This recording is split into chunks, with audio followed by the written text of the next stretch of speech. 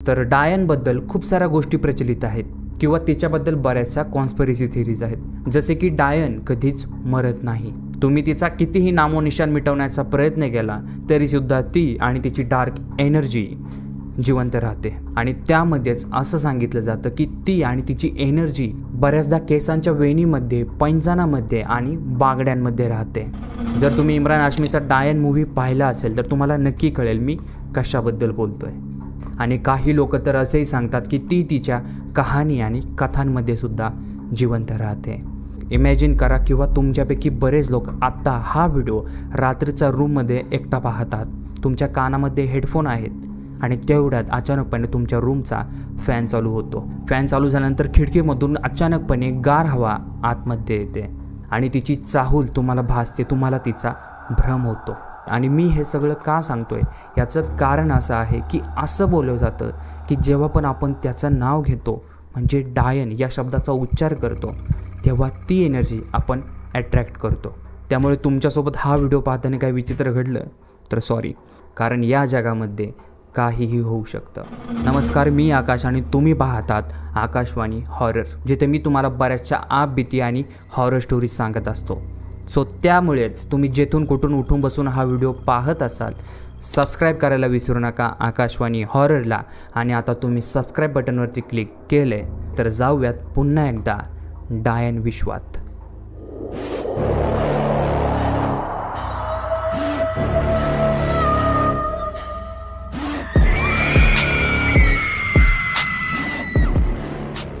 So आपली आजची आपबीती, आजची स्टोरी मला शेअर केली आहे शुभमने. शुभम आणि त्याचा मित्र अभिजित. मला तुम्हाला सांगायला नक्की आवडेल की शुभम आणि अभिजितला या पॅरानॉर्मल गोष्टींवरती अजिबात विश्वास नव्हता. ते दोघेही खूप डेअरिंगबाज आणि नास्तिक प्रकारची लोक होती. पण त्यांच्यासोबतच असं घडतं की त्यांचा या गोष्टींवरती विश्वास बसतो आणि त्यांनाही कळतं की अशा गोष्टी या जगात एक्झिस्ट करतात. सो कुठलाही उशीर न करता सरळ आपण त्यांच्या स्टोरीपासून सुरुवात करूयात. तर या घटनेची सुरुवात होते 2011 साली डिसेंबरच्या महिन्यात, जेव्हा शुभम त्याच्या मावशीकडे चाललेला असतो, म्हणजेच चंद्रपूरला. आणि त्याच्यासोबत असतो अभिजित आणि ते दोघेही रात्रीचं कारने ड्राईव्ह करत असतात. सो त्यांना त्यांच्या मावशीपाशी पोहोचायला अजून एक बराच वेळ होता. अजून त्यांना बरंचसं अंतर कापायचं होतं. त्यात प्रवासादरम्यान या दोघांना खूप भूक लागल्यामुळे ते आता ढाबा शोधू लागतात. पण त्या हायवेवरती त्यांना एकही ढाबा दिसत नव्हता. पुढे कुठेतरी एक 10-15 किलोमीटरवर गेले असतील तर त्यांना एक ढाबा दिसतो, एक खूप जुना ढाबा. ते त्या ढाब्यावरती थांबतात. तिथे गेल्यानंतर त्यांना दिसतं की अरे हा तर खूपच जुना ढाबा आहे, इथे तर 4 पाय म्हणजे खाट वगैरे टाकल्यात आणि तिथे लोक जेवत आहेत. सो ते दोघे तिथे जेवण करतात. आणि आता डिसेंबरचा महिना चालू आहे म्हटल्यावर तिथे कडाक्याची थंडी होती. त्यात हा जंगल एरिया होता, त्यामुळे तर अजूनच थंडी वाजत होती. सो आता ते पूर्ण पोट भरून जेवले होते म्हणून ते ढाब्याच्या बाहेर आले चालायला. आणि त्यांना दिसतं की 4 ते 5 लोकांनी शेकोटी पेटवली आणि ते तिथे शेक घेत आहेत. सो त्यांनाही त्यांचं मन आवरता आलं नाही, तेही शेकण्यासाठी तिथे जातात. आणि तेव्हा त्यांना दिसतं की ही तर सगळी म्हातारी माणसं दिसतात. त्याच्यातला एक म्हातारा बोलतो की या पोरांनो या शेका. सो शुभम आणि अभिजित आता गरम गरम शेक घेत होते आणि त्यातच त्या म्हाताऱ्यांच्या गप्पा रंगल्या होत्या. आणि ते दोघेही त्यांच्या गप्पा खूप मजेने ऐकत होते. पण तेवढ्यातच तुम्हाला तर माहिती आहे की अशी 4-5 लोक रात्रीच्या वेळेस जेव्हा जमतात तेव्हा एक विषय नक्कीच निघतो. तो तुमचा ग्रुप असू द्या किंवा माझा स्वतःचा ग्रुप असू द्या. आणि तो विषय म्हणजे भूतांचा. आणि त्या म्हाताऱ्यांचासुद्धा भूतांचा विषय निघाला. प्रत्येकजण आपापली भूतांची स्टोरी सांगू लागला. त्यातच शुभमचं लक्ष एका म्हाताऱ्याकडे गेलं. तो म्हातारा पूर्णपणे दारू प्यायला होता, पण तो पहिल्यापासून शांत होता. आणि बाकीचे म्हातारे त्याचे मित्र होते आणि ते त्याला सांगतात की तू तुझी स्टोरी सांग, तू तुझी कथा सांग. त्यावर तो म्हातारा फक्त नाहीच बोलत होता. यावर अभिजित बोलतो की काका सांगा ना तुमची स्टोरी. तितक्यात त्या म्हाताऱ्याने अभिजितकडे बघितले. आता अभिजितचा या सगळ्या गोष्टींवर अजिबात विश्वास नव्हता. तो फक्त तिथे मज्जा घेण्यासाठी आला होता. आणि तो म्हातारा त्यावरती बोलतो की ठीक आहे, सांगतो मी माझी कहाणी. सो त्याने त्याची स्टोरी सांगायला सुरुवात केली की मी आधी ड्रायव्हर होतो आणि अशाच एका काळ्या रात्री इथूनच समोर असलेला म्हणजे येणारा जो घाट आहे तिथून रात्रीचा गाडी चालवत होतो. आणि आता या गोष्टीला साधारण एक 20-25 वर्ष झाली असतील. मी तेथून जात असताना अर्ध्या घाटाच्या रस्त्यात मला रस्त्याच्या कडेला एक बाई दिसते, जिने संपूर्णपणे काळी साडी घातली आहे. तिच्या डोक्यावरती तोच काळा पदर आहे आणि तिच्या भल्या मोठ्या केसांची वेणी माझा डोळा चुकू शकला नाही.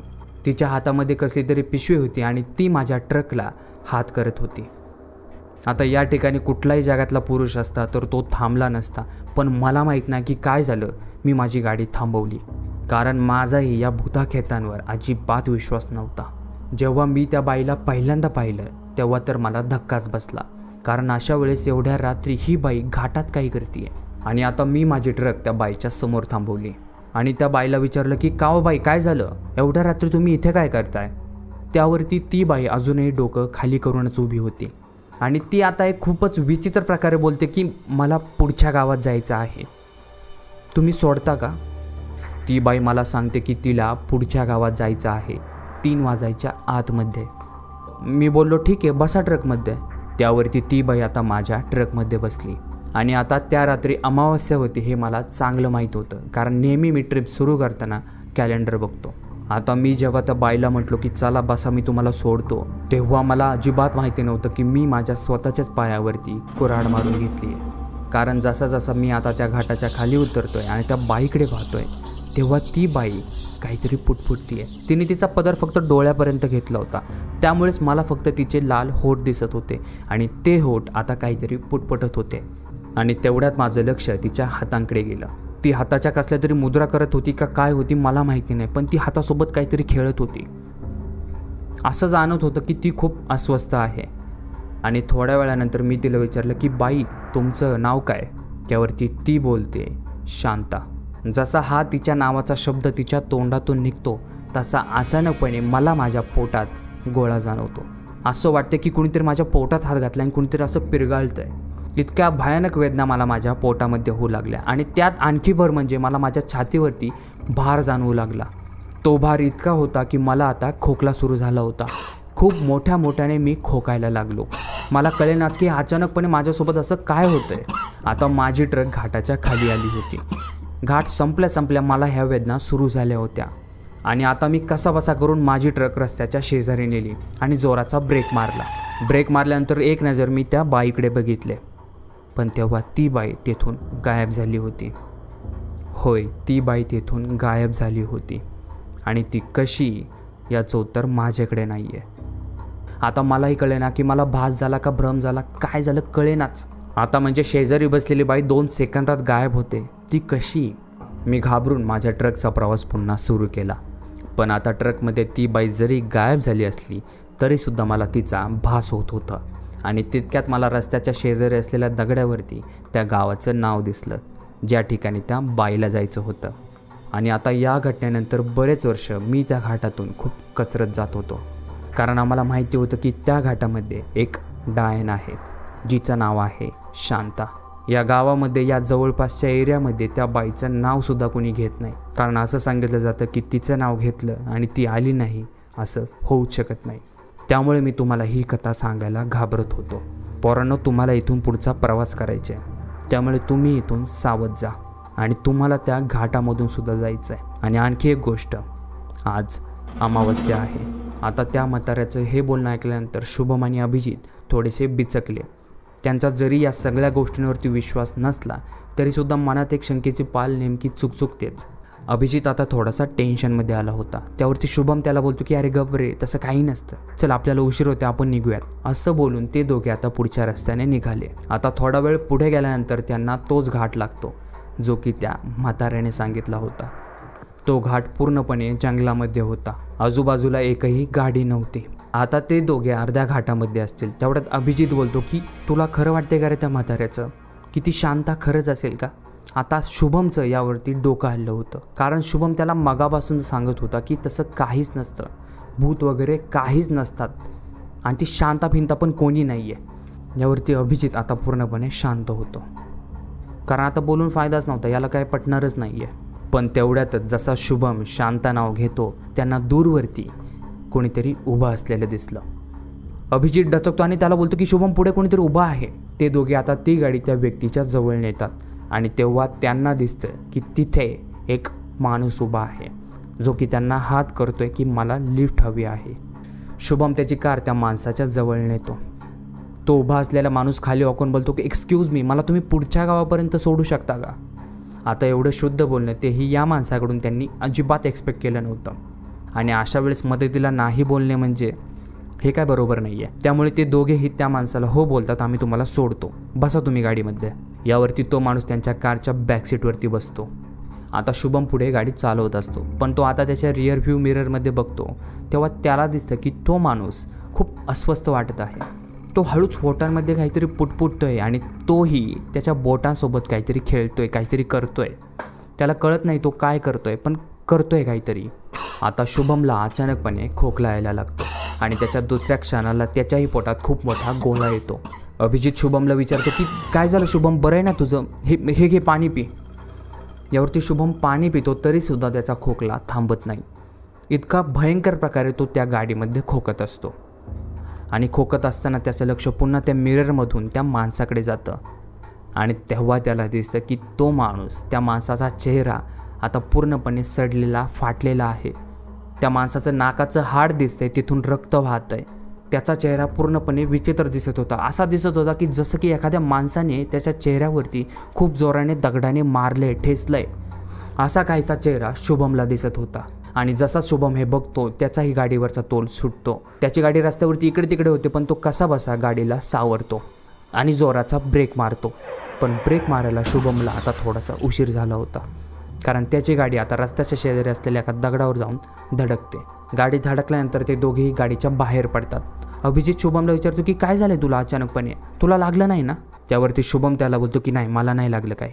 त्यावरती अभिजितच्या लक्षात येतं की तो माणूस. अभिजित लगेच त्या गाडीमध्ये डोकावून बघतो, पण जेव्हा तो आतमध्ये डोकावून बघतो तेव्हा तोही शॉक्ड होतो, कारण त्या कारमध्ये आता कोणीच नव्हतं. तो माणूस नव्हता का कोणीही नव्हतं. आता शुभम त्याला घडलेली सगळी घटना सांगतो की त्याने काय काय पाहिले. आणि यावरती आता त्या दोघांचाही विश्वास बसतो की ती डायन, ती शांता डायन या घाटामध्ये आहे. अभिजितचं लक्ष आता त्या रस्त्यावरच्या दगडाकडे जातं ज्याला त्यांची गाडी धडकली आहे. आणि त्याला त्या दगडावरती दिसतं की हे तेच गाव आहे जिथे त्या माणसाला जायचं होतं. ते पटकन आता दोघेही कारमध्ये बसतात आणि तिथून कल्टी मारतात आणि सरळ मावशीच्या घरी जाऊन पोहोचतात. मावशीच्या घरी पोहोचल्यानंतर ती सर्व घटना मावशीला सांगतात. यावरती मावशी त्यांना बोलते की या एरियामध्ये ती डायन खूप फेमस आहे. असं सांगितलं जातं की आत्तापर्यंत जेही लोक अमावस्येच्या रात्री त्या घाटातून प्रवास करतात त्यांना त्या डायनचा अनुभव नक्कीच येतो. आणि यामध्ये बऱ्याच लोकांनी जीवही गमावला आहे. आणि त्यात आज अमावस्या. तरीसुद्धा मी तुझ्या आईला सांगितलं होतं की त्याला आज नको पाठवूस, पण नाही, जे व्हायचं ते झालंच. पण बरं झालं तुम्ही सुखरूप आलात. शुभम आणि अभिजित आता सुटकेचा निश्वास सोडतात. त्यांची मावशी त्यांना पाणी गरम करते, त्यामध्ये मीठ टाकते आणि त्यांना सांगते की यामध्ये आंघोळ करा, मगच घरात या. आणि ते दोघे तसे करतात आणि घरामध्ये प्रवेश करतात. तर ही होती या दोघांची आभीती. आणि या स्टोरीवरती माझे फायनल थॉट्स असे आहेत की ती डायन खरंच एक्झिस्ट करते. जसं की त्या म्हाताऱ्याने सांगितलं की या गावामध्ये तिचं कुणीही नाव घेत नाही, आणि जर का कोणी नाव घेतलं तर त्या माणसाला ती बाई दिसल्याशिवाय राहत नाही.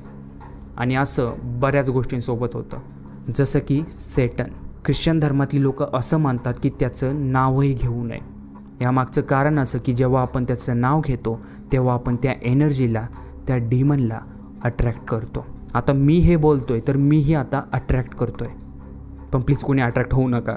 असो, हा जर व्हिडिओ, ही आभीती तुम्हाला आवडली असेल तर तुम्ही लाईक, शेअर, सबस्क्राईब करू शकता आकाशवाणी हॉररला, कारण आपल्या चॅनलला जवळजवळ पुन्हा 80% लोकांनी सबस्क्राईब केलेलं नाही आहे. अरे एक छोटंसं बटन आहे, तेवढं तरी क्लिक करूच शकता तुम्ही. भेटूयात पुन्हा एकदा एका नवीन व्हिडिओमध्ये पुढच्या आठवड्यात. तोपर्यंत peace out, stay safe, bye bye.